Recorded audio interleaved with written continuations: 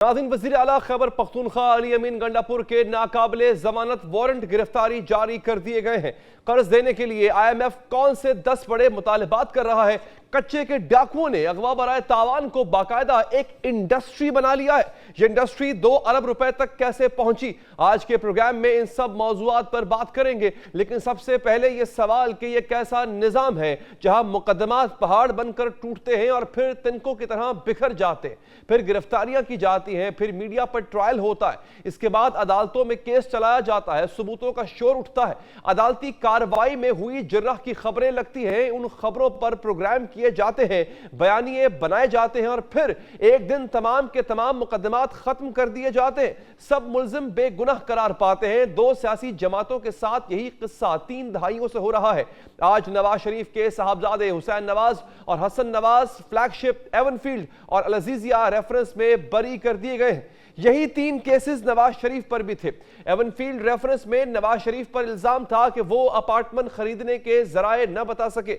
इस केस में इन्हें 10 साल कैद की सजा सुनाई गई। अल अजीजिया रेफरेंस में इल्जाम था कि नवाज शरीफ ने गैर कानूनी तौर पर रकम पाकिस्तान से मुंतकिल की और सऊदी अरब में अल अजीजिया स्टील मिल लगाई। इस केस में भी नवाज शरीफ पर जुर्म साबित हुआ था। इन्हें 7 साल कैद की सजा सुनाई गई थी। एवनफील्ड और अल अजीजिया रेफरेंस में सजा के खिलाफ नवाज शरीफ ने अपीलें भी दायर कर रखी थी, लेकिन फिर वो इलाज के बहाने बरतानिया चले गए थे और अपीलों की पैरवी ही नहीं की थी। फिर गुज़िश्ता साल अक्टूबर में उन्होंने पाकिस्तान आने का फैसला किया और सजा मौतली की अपीलें बहाल कराई और फिर नवंबर और दिसंबर 2023 में नवाज शरीफ एवनफील्ड और अल अजीजिया रेफरेंस से बरी कर दिए गए। नवाज शरीफ की बेटी मरियम नवाज पर भी एवनफील्ड केस था, वो भी बरी कर दी गई। नवाज शरीफ के भाई शहबाज शरीफ पर भी करप्शन, मनी लॉन्ड्रिंग, इख्तियारात के नाजायज इस्तेमाल, आमदन से ज्यादा असासों के मुकदमात थे। शहबाज शरीफ के बेटे हमजा शहबाज और सुलेमान शहबाज भी शरीक मुल्जिम थे। शहबाज शरीफ की अहलिया नुसरत शहबाज भी मुल्जिमा थी, लेकिन फिर शहबाज शरीफ वजीर आजम बन गए और फिर वो उनकी अहलिया और उनके बेटे मुकदमात से बरी कर दिए गए। जब जाली अकाउंट्स के जरिए मनी लॉन्ड्रिंग का यह केस चल रहा था, उस वक्त तावील देते हुए कहा जाता था कि यह तो एक मामूल का कार्रवाई है, तरीकाकार है, मुलाजमों के अकाउंट खुलवा कर वहां से रकूम किसी और को देना तो कोई काबिल एतराज बात नहीं।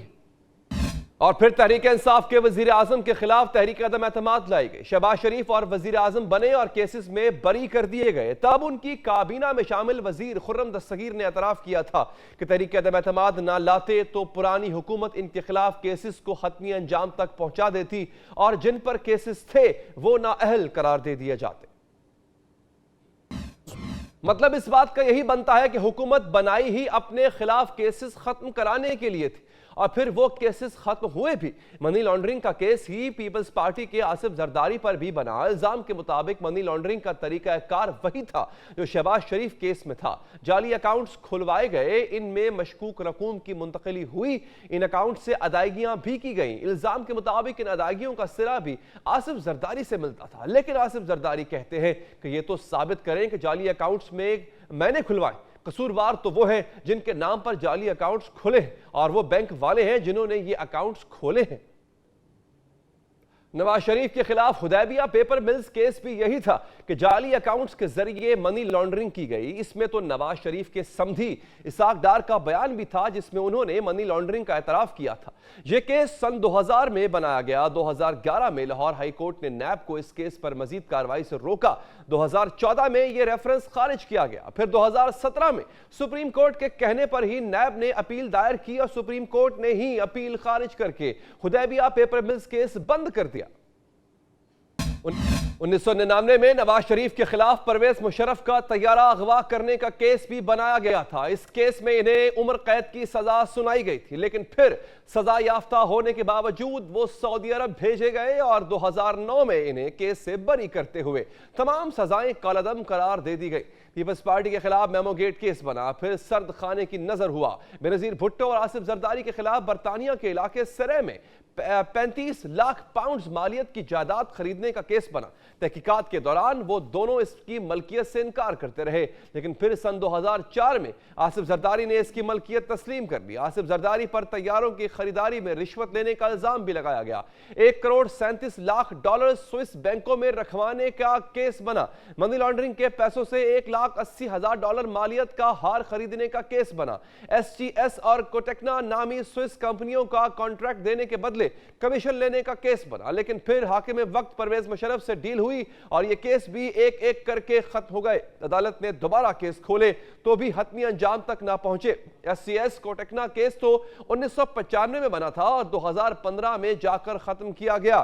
स्विस अकाउंट्स केस तो दोबारा खोलने के लिए सुप्रीम कोर्ट ने उस वक्त के वजीर आजम यूसुफ रजा गिलानी को हुक्म दिया। यूसुफ रजा गिलानी ने वजारत उज़्मा की कुर्बानी दे दी, नाअहली कबूल कर ली, लेकिन केस खोलने के लिए स्विस हुक्काम को खत न लिखा। यह खत लिखवाने के लिए 3 साल तक अदलिया और पीपल्स पार्टी हुकूमत में महाज आराई होती रही। आखिरकार वो खत लिखा गया, लेकिन स्विस हुक्काम ने केस दोबारा खोलने से माजरत कर ली। 2 जमातों पर केसेस बने और खत्म होने की यही कहानी है जो गुज़िश्ता 3 दहाइयों से जारी है। केस बनते हैं, अदालतों में चलते हैं, सबूत पेश किए जाते हैं, दलाइल दे दिए जाते हैं, मीडिया पर खबरें लगती हैं, लेकिन फिर हुकूमतें बदल जाती हैं या फिर हालात बदल जाते हैं और केस खत्म हो जाते हैं। या तो ये अनटचेबल है, या ये निजाम झूठा, या ये केस बनाने वाले झूठे। कोई एक तो झूठा है ना, वो झूठा हमेशा बच जाता है। इस झूठे को पकड़ने की जरूरत है।